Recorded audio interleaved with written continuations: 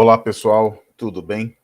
Bom dia ou boa tarde, boa noite para você que está escutando essa aula, que vai ser um conteúdo caminhando na direção do que a gente chama de o último, ou na verdade, me permitam corrigir, o penúltimo tópico de conteúdo da nossa disciplina. Eu vou mostrar para vocês, inclusive, agora, o que é o nosso roteiro da disciplina para a gente poder ter a precisão necessária a respeito de quando é que nós temos, até quando nós temos previsto, até que ponto o conteúdo. Vale lembrar que a gente já falou massivamente aqui na disciplina a respeito de questões relacionadas ao que a gente chama da dimensão da natureza, das características do ensino digital remoto. E, na medida em que a gente está começando a falar cada vez mais objetivamente sobre como as tecnologias da informação e da comunicação interferem no ensino de história, a gente vai começar a avançar, inclusive na direção das nossas oficinas de trabalho, tá bom? Então, nós estamos aqui nesse sexto conteúdo do nosso curso, falando dos aspectos sociais da educação remota digital, para a gente compreender bem como, essa talvez seria a pergunta mestra da nossa sessão de hoje, como as questões da transformação digital, tá, impactam na nossa rotina.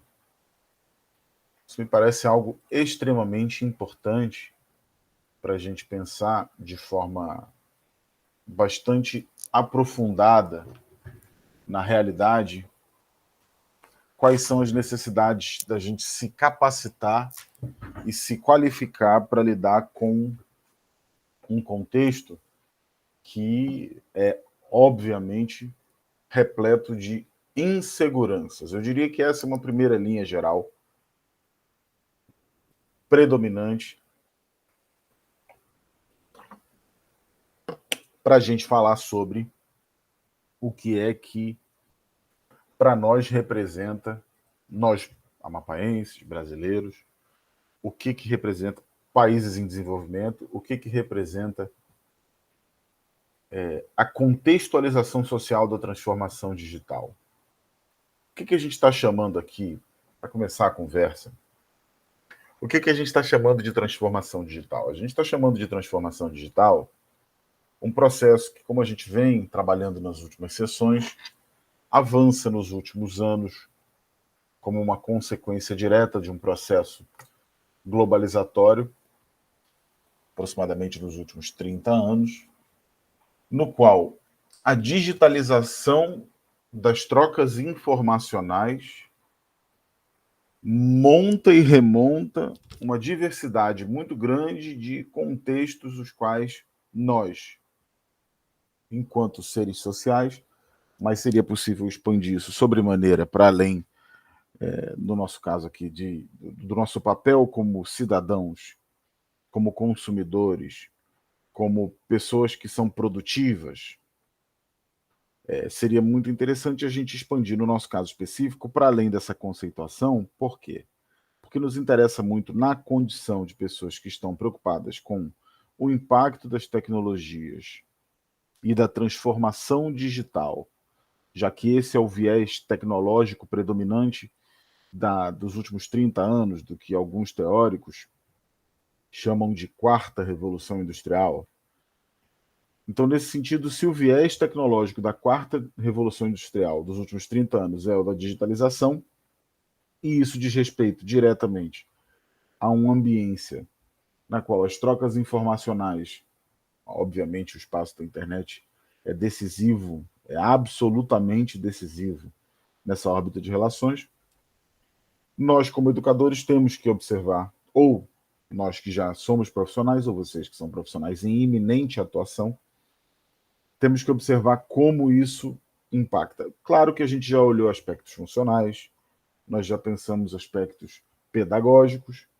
Só que, como a gente bem sabe, em cada pequena experiência de cidadania, de consumo do nosso dia a dia, não é porque a transformação digital é global e não é porque nós temos alguma janela de acesso a essa globalidade da revolução tecnológica que nós pura e simplesmente podemos acatar a hipótese, que é uma questão que a gente, inclusive, já discute na nossa disciplina em algumas sessões anteriores. Nós não podemos acatar a hipótese de trabalho de forma passiva, na qual a nossa ideia do que é participar desse processo da transformação digital, da globalização das telecomunicações, isso não pode nos implicar um olhar que ignore, que menospreze as características específicas de onde nós estamos, em qual contexto de infraestrutura, em qual contexto social, em qual contexto econômico.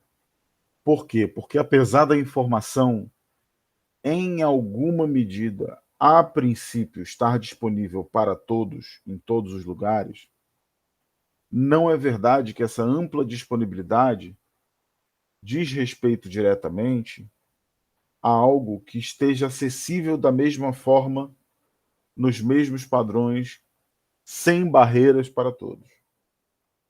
Eu poderia elencar aqui diversas barreiras que são super importantes para a gente compreender essa questão de como a transformação digital não é idêntica para todo mundo no mesmo lugar.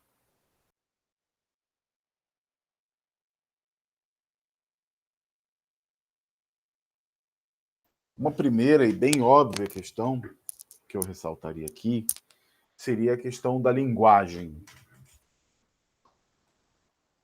A linguagem como idioma, inclusive. Por quê? Porque com todo esse contexto da transformação digital, a gente tem observado, qualquer um de vocês aqui deve assistir isso no noticiário, eu não vou ficar pregando para convertidos, que profissões e profissionais das áreas das ciências exatas e tecnológicas têm tido uma grande demanda.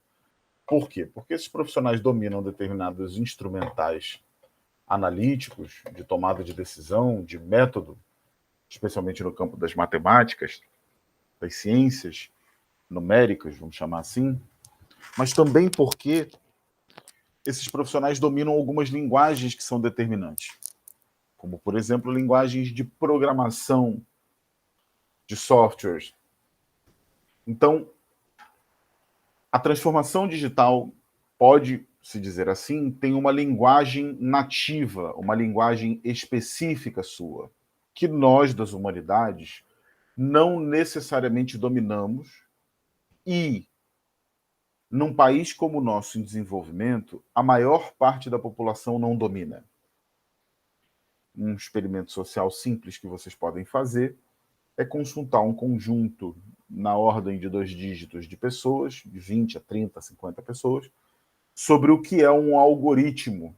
Se elas sabem o que é um algoritmo, por exemplo.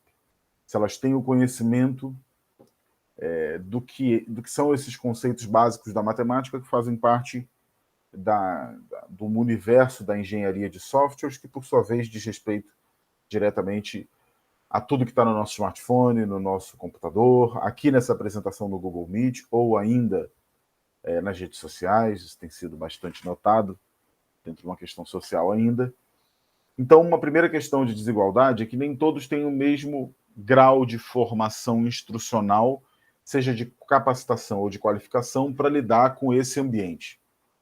Não só entre pessoas que são cidadãos apenas com ensino médio, ou nem isso, no nosso caso, como alunos jovens, nem isso, como ainda a população, inclusive com nível superior.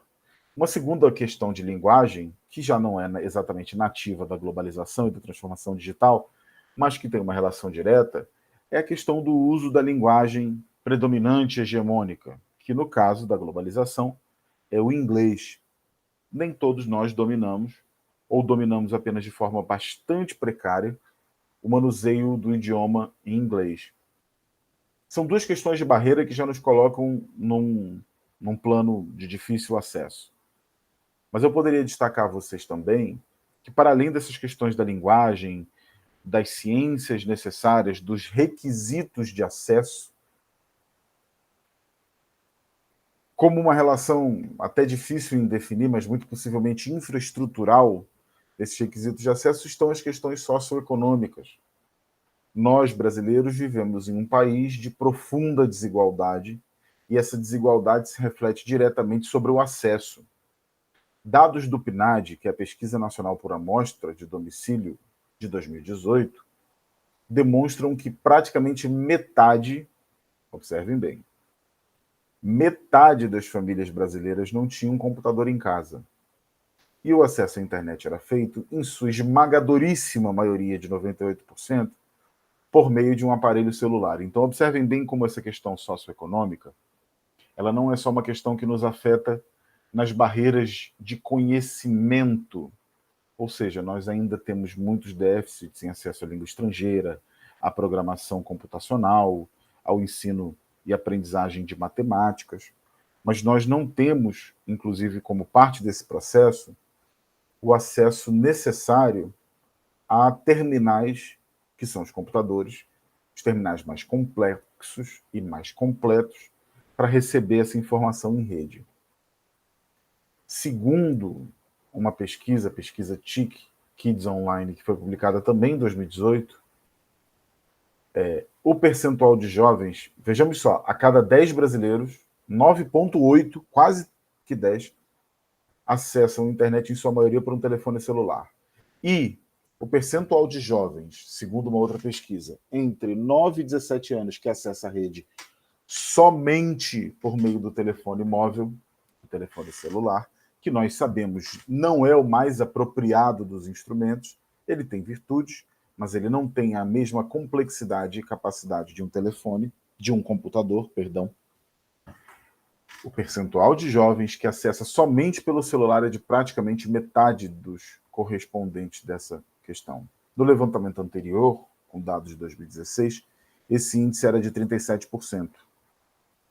85% da população nessa faixa etária dos 9 aos 18, que é um público cativo nosso da licenciatura em História, utilizou a internet ao menos uma vez em 3 meses.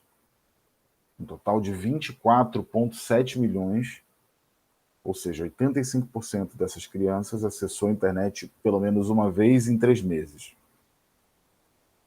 O que a gente nota? A gente nota uma predominância muito grande de instrumentos precários e de instrumentos não só do ponto de vista dos terminais de acesso, que são os computadores, os celulares e os tablets, mas também uma precariedade no que diz respeito à conectividade.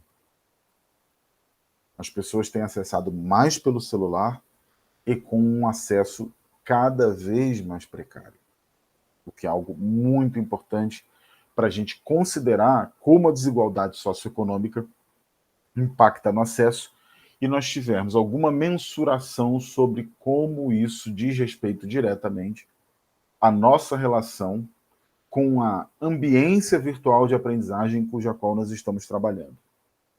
Ainda, segundo a pesquisa TIC Domicílio de 2018, mais de 80% dos usuários de internet das classes D e E acessam exclusivamente pelo celular. Então, vocês imaginem o que é o impacto disso para processos educacionais em contextos emergenciais ou para a utilização de ensino digital remoto. Com apenas 13% se conectando tanto pelo celular, com o aparelho móvel, quanto pelo computador. O que é invertido, obviamente, na classe A, dos mais ricos.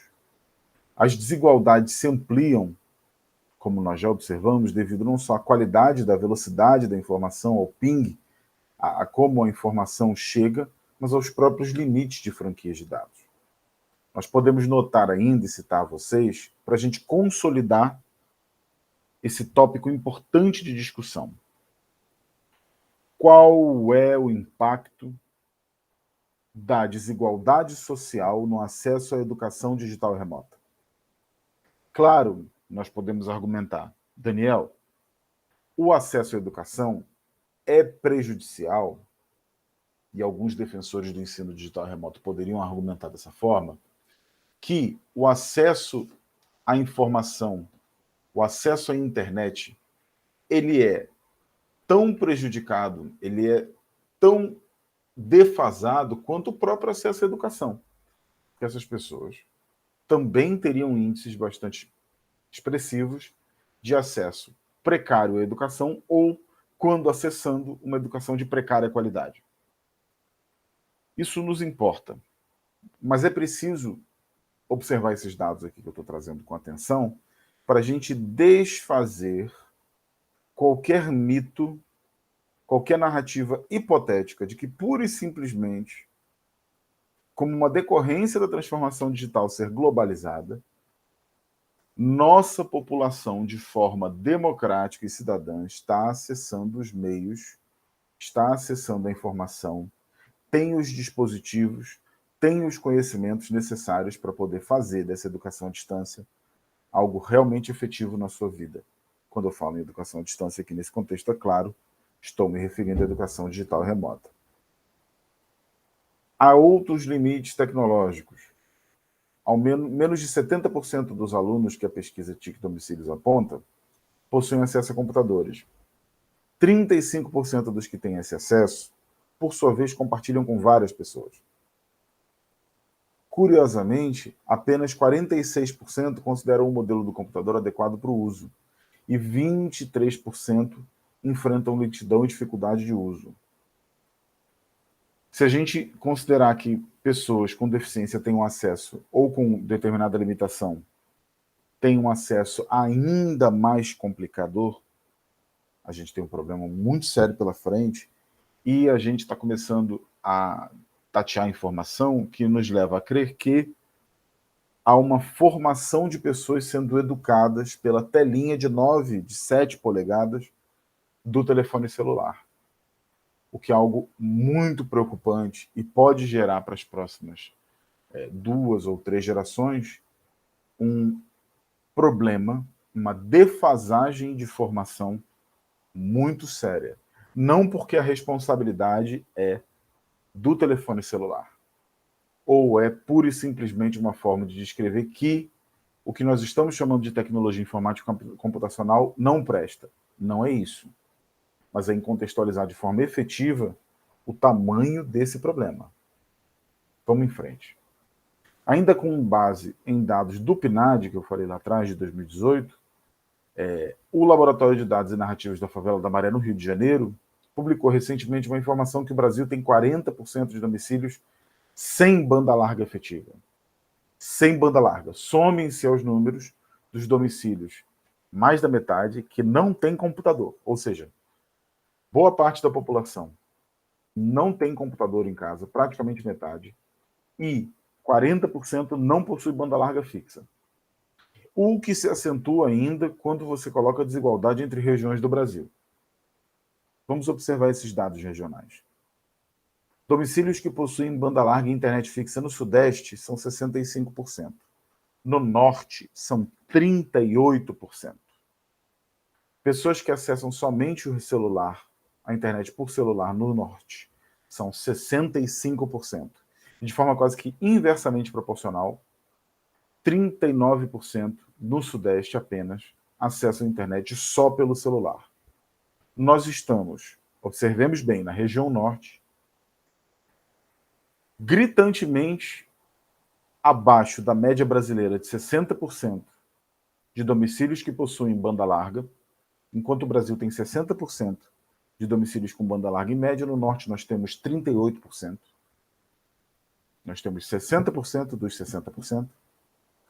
E de pessoas que acessam a internet somente pelo celular por região geográfica, nós temos um grande problema, que é o problema do fato do Brasil ter uma média de 45% de pessoas que acessam somente pelo celular, enquanto na região Norte, praticamente 1/3 dos usuários acessam dessa maneira.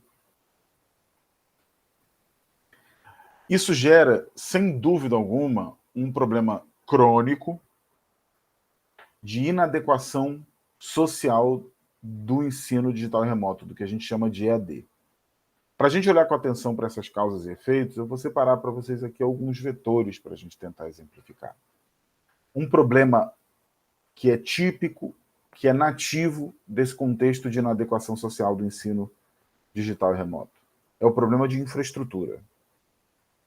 Nós temos enormes problemas com acesso a computadores. E aqui, pessoal, nesse slide, nós temos, nessa lâmina, como se dizia antigamente, nós temos um bom exemplo, um mapa para todos nós como docentes, todos nós como pessoas que estão ou na linha de frente ou traçando estratégias didático-pedagógicas para trabalhar com o ensino digital e remoto, que é uma realidade independentemente do contexto emergencial.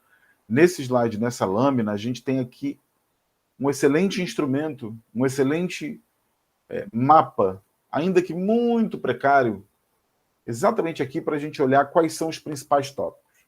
Um primeiro tópico, o de infraestrutura. Nesse tópico de infraestrutura, quais são os principais problemas? O problema é que as pessoas têm acesso ao computador de forma precária, têm conexões com a internet de acesso precário, tem uma falta de espaço apropriado para o estudo em casa, o que impacta sobremaneira sobre esse processo.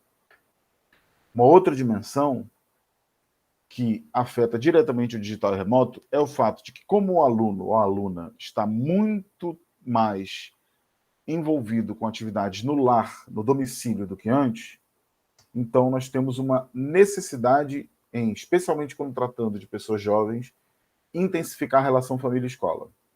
Como nós observaríamos isso?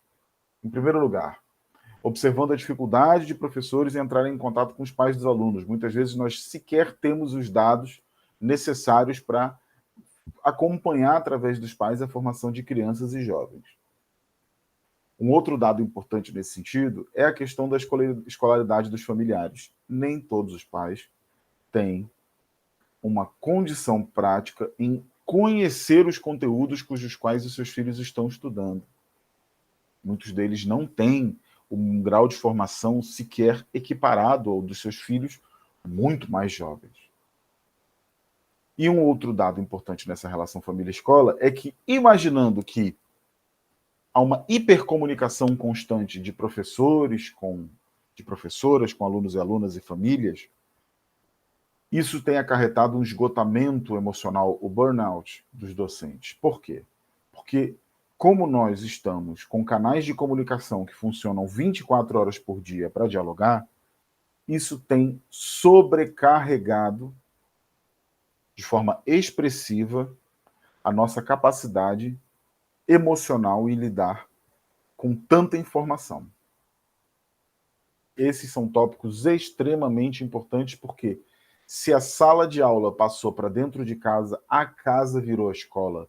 E essa é uma relação muito difícil para se construir, especialmente num país com todos os problemas de desigualdade sociohabitacionais, todos os impactos dessa desigualdade sobre a estrutura das famílias e os comportamentos, os graus instrucionais dos familiares. Ainda pensando nisso, estar muito em casa pode ser, sim, uma maior exposição a privações, a violências sexuais, físicas ou psicológicas. Pode impactar, dentro de uma outra perspectiva, sobre a falta de merenda, podendo gerar evasão, ou seja, há efeitos consequentes dessa exposição do ensino à distância, especialmente sem planejamento, em contextos precários, inclusive, mesmo por mais bem planejados que sejam, precários, que tem uma relação direta, e nós devemos matizar e compreender esse fenômeno para atuarmos de forma inteligente e compreensiva como docentes. Eu diria que uma quarta camada importante é a nossa mesma, é a do conteúdo, que pode sim ser inadequado, porque muitos de nós, professores, nós não tivemos a preparação para adaptar conteúdos e ministrar aulas online com a destreza necessária. Nós temos muitos de nós, e não há nada de errado em assumir isso, porque essa é uma oportunidade de formação que nós ainda estamos aprendendo em um país atrasado tecnologicamente como o Brasil, a desenvolver saídas para nos capacitar. Olha só, para a gente olhar aqui. algumas das consequências desses problemas comuns. Eu vou falar de trás para frente. Nota-se recorrentemente grande dificuldade para constituir barreiras entre o que é esse ambiente de trabalho e essa experiência de ensino-aprendizagem, por um lado, com as condições materiais em um contexto de pauperização que também são recorrentemente citadas. O que eu estou querendo dizer com isso? Eu estou querendo dizer que a gente tem, nessa relação entre profissionais, tecnologias, ambientes familiares e condições materiais, um problema muito grande. Um problema que pode ser caracterizado por essa questão da barreira do ambiente de trabalho e a experiência ensino-aprendizagem, mas também decorrente de um contexto de pauperização acelerada da população brasileira. Os últimos dados do IBGE mostram que no Brasil nós temos aproximadamente 15% da população desempregada e nós temos, no caso do Amapá, 18% da população desempregada. É algo muito expressivo. Muito expressivo. Uma outra questão que impacta, que a gente tem observado nas pesquisas do IBGE e de outros think tanks de educação, é a falta de privacidade e espaço para atividades intelectuais ou teóricas, citada recorrentemente como um grande empecilho para atividade nesse sentido. A ausência de condições práticas, passando por tempo, por disponibilidade, recursos, ou ainda a inaptidão tecnológica que faz com que os pais tenham dificuldade na mediação. Uma pesquisa divulgada pelo IBGE em 2017 mostra, sim, uma correlação entre o nível de escolaridade da família e a chance do filho concluir a universidade. Segundo esse estudo, 69% dos jovens cujos pais terminaram o ensino superior também concluíram a graduação. Por outro lado, a probabilidade de alguém que não frequentou a escola ter um filho com diploma é de apenas 4%. Ou seja, a desigualdade social no Brasil é um elemento de profunda capacidade de reprodução. Vamos olhar um pouquinho para a infraestrutura também, como parte desses problemas que nós diagnosticamos aqui, que nós centralizamos. Diagnóstico é um pouco pretensioso, que nós centralizamos aqui. Os estudos do Centro Regional para o Desenvolvimento da Sociedade da Informação, o CETIC, mostra que a infraestrutura é um dos principais problemas no Brasil do segmento de acesso à tecnologia. Apenas 44 dos domicílios da zona rural brasileira têm acesso à internet. Na área urbana isso se torna bem mais elevado, com 70% dos lares conectados. Mas, se a gente olhar a classe social, a questão explode, pessoal. Olhem só.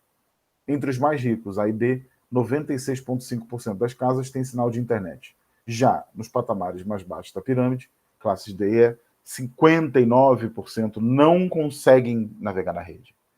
De acordo com a TIC Domicílios, entre a população cuja renda familiar é inferior a um salário mínimo, 78% das pessoas utilizam apenas o celular. Os celulares de alguns pais e alunos podem não ter, isso para não olhar para a infraestrutura, para olhar para os terminais, para a nossa capacidade de ter os instrumentos. Os celulares de alguns pais e alunos simplesmente não têm memória suficiente para instalar os aplicativos. E as famílias encontram também problemas em entender como esses softwares funcionam. O WhatsApp, como inclusive na nossa disciplina a gente está utilizando, mais comum, acaba sendo uma solução de troca de informação, mas isso faz com que nós, professores, e vocês, futuros professores, recebam informação o tempo todo, dia e noite, às vezes 7 dias por semana. Imaginem, pessoal, que nós somos professores que lidamos com 5 turmas de 50 alunos. Nós temos um universo de pessoas para nos comunicar, para trocar informação, que muitas vezes vão mandar trabalho pelo WhatsApp, que muitas vezes vão mandar áudios, mandar vídeos, de aproximadamente 250 pessoas. É muita coisa. Isso também, pessoal, voltando um pouquinho para esse aspecto do lar, para compreender essa dinâmica social, tem a ver com a descoberta dos alunos, e a gente na pandemia lidou com isso de frente, né? Que o aprendizado não é apenas uma atividade intelectual, mas é uma atividade também social, o que explica vários alunos se queixando, relatando a falta de interação pessoal com seus instrutores, com os professores. É possível que vocês, os colegas de vocês, tenham passado por isso, de uma mudança sensível, radical, até abrupta, no padrão de comunicação com os professores, e isso, essa falta de interação social, pode estar levando, seguramente, a sentimentos de isolamento, porque não tem interação suficiente com professores e com colegas, é tido por muitos como um dos principais desafios em se estudar online, para se motivar os estudos. Então, a gente tem que diferenciar de forma muito clara o que é o ensino remoto emergencial, que é nada mais nada menos do que a saída que a gente encontrou para lidar com o que foi o isolamento social decorrente da pandemia da Covid-19, e, por um outro lado, a gente olhar para a educação à distância como um processo mais complexo e pensar todas essas dimensões, que eu diria que estão concentradas em 3 grandes aspectos: o funcional, o social e o pedagógico. Sem pensar o funcional, o social e o pedagógico, a gente não consegue olhar para o ensino à distância, a gente faz apenas ensino remoto emergencial. E isso é muito pouco. Essa mudança, que a gente chama de remoto emergencial, uma mudança drástica do dia para a noite, exigiu que docentes assumissem processos de planejamento, criação, adaptação de planos de ensino, desenvolvimento de cada aula e aplicação de estratégias pedagógicas para o online. Nós precisamos ter muita tranquilidade, muita sensatez para assumir de forma tranquila e de forma consciente a necessidade de mais capacitação, de termos uma capacidade em institucionalmente e comunitariamente nos apoiarmos emocionalmente, socialmente. Nós precisamos construir um conjunto muito grande de competências para lidar com um nível de complexidade, um ambiente até então desconhecido. A questão da interatividade, me parece que não só pensando o ótimo do ensino digital remoto, mas pensando como lidar com as crises decorrentes da instalação abrupta, da instalação emergencial do ensino digital remoto, a questão da interatividade, da comunicação, me parece fundamental. Porque há um entendimento, de certa forma, generalizado de que os cursos online são substitutos ainda insatisfatórios para a experiência educacional, porque removem boa parte do aspecto social da escolaridade e tornam a colaboração e o trabalho em grupo quase que impossíveis. Gente, se a gente olhar para esses aspectos de conectividade e de acesso a aparelhos, o quadro predominante do que nós temos no Brasil, é muito difícil a gente dizer que o ensino digital remoto está pronto para ser aplicado e que a Covid foi um teste sobre como isso funciona. Como emergência, ajudou, mas como uma experiência que fará parte das nossas vidas, ainda há muito o que fazer. Não há uma razão pela qual o aprendizado remoto se encaixe melhor em alguns alunos do que outros. Tem gente que gosta, tem gente que não gosta, tem gente que se sente muito bem porque a ansiedade social, se interagir é um problema, há as pessoas que sentem falta da interação, mas há as pessoas que se sentem aliviadas pelo fim da interação. Porque a ansiedade social que é inerente ao ambiente de sala de aula acabou se diminuindo. As pessoas vão poder estudar na segurança do seu quarto, da sua casa, quando tem esse contexto seguro para estudar. Então, eu diria que nessa dimensão da comunicação, a interatividade é um dos elementos centrais para a gente observar. Com muita atenção a isso, que a gente chama das relações humanas.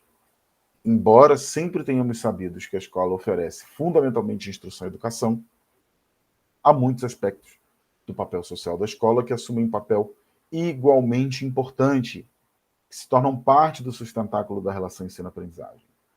Com equipes de trabalho ansiando por interação humana, numa época em que a aprendizagem emocional e social tem sido prioridade e com razão, nós precisamos garantir que as necessidades sociais e emocionais sejam levadas em conta. Algo que o isolamento potencializou e muito.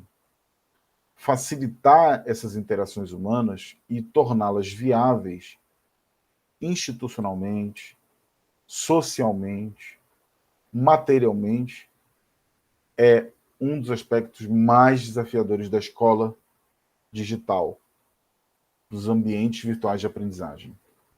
É responsabilidade das escolas e instituições supervisionais, portanto, pessoal, não só capacitar-nos para fazer com isso, nós, professores, e vocês, futuros professores, para suavizar as arestas e desenvolver um respeito empático, isso é super importante, mas também como a gente fazer para aproveitar essas tecnologias que surgiram e atender da melhor forma possível as atividades que são necessárias para os nossos alunos. Dados do CETIC, gente, mostram que 58% das escolas em áreas urbanas do Brasil nunca ofereceram formação nesse sentido a nenhum de nós docentes. Então, a gente vai entrar num contexto que já era difícil no presencial, que no digital criou novos desafios e nós estamos muito pouco capacitados para lidar com pessoas que também estão descobrindo que muitas vezes não têm como transpor determinadas barreiras socioeconômicas que lhes permitam acesso. Como vocês podem ver, há muita coisa para fazer. Uma saída imediata é construir confiança e proficiência na capacitação mútua e criar redes de apoio, onde a gente pode servir criativamente aos educandos e às comunidades nesse tempo de crise. Se a gente vive um mundo em que está conectado por muito tempo, a gente tem que ter consciência que nem sempre essa hiperconexão cria um sentimento de segurança, cria uma capacidade de fazer a gente se sentir acolhido e acompanhado. E é nesse sentido mais qualitativo das nossas interações que boa parte das pesquisas, e eu concordo, entendemos que a gente deve se aprofundar. Então, pessoal, para tentar dar a síntese desse conteúdo, uma primeira missão é desconstruir a mitologia dos nativos digitais que vivem em um mundo de excelência. O que é essa mitologia? A mitologia de que todos os jovens nasceram com digital e, consequentemente, dominam todos esses códigos, têm amplo acesso, trafegam muito bem. Isso não é verdade. Dentro de uma faixa etária, dentro de diferentes contextos sociais, dentro de uma grande região ou de uma pequena cidade, existem diferenças muito significativas no uso. Nem todos os adolescentes conectados à internet ou jovens têm condições de traduzir o seu uso em condições aproveitáveis no trabalho escolar. Há diferenças sociais, há diferenças de infraestrutura, há diferenças de possibilidade de consumo, há diferenças de ambientes domésticos, há diferenças culturais que dificultam o acesso às tecnologias. E, por último, nós, professores, também temos uma assimetria bastante deficitária, no bom sentido, né, do que a gente deveria ter como instrução, nós não temos, nós não estamos caminhando no sentido virtuoso ainda, e, portanto, a gente também precisa se capacitar. Não adianta a gente simplesmente atribuir a responsabilidade para o nosso aluno, dizer que o nosso aluno vive em um contexto muito frágil e que por isso não está funcionando. Nós precisamos também assumir que é preciso colocar o pé no chão e trabalhar na direção de se capacitar e se qualificar para lidar com esse universo novo que bateu a porta e muito provavelmente está longe de se distanciar, mesmo com a superação da condição pandêmica. Tá ok, pessoal? Com isso, eu termino o conteúdo da sessão de hoje, agradecendo a vocês pela paciência, pela participação e desejando a vocês um grande abraço, saúde e trabalho para todo mundo. Valeu, tchau, tchau.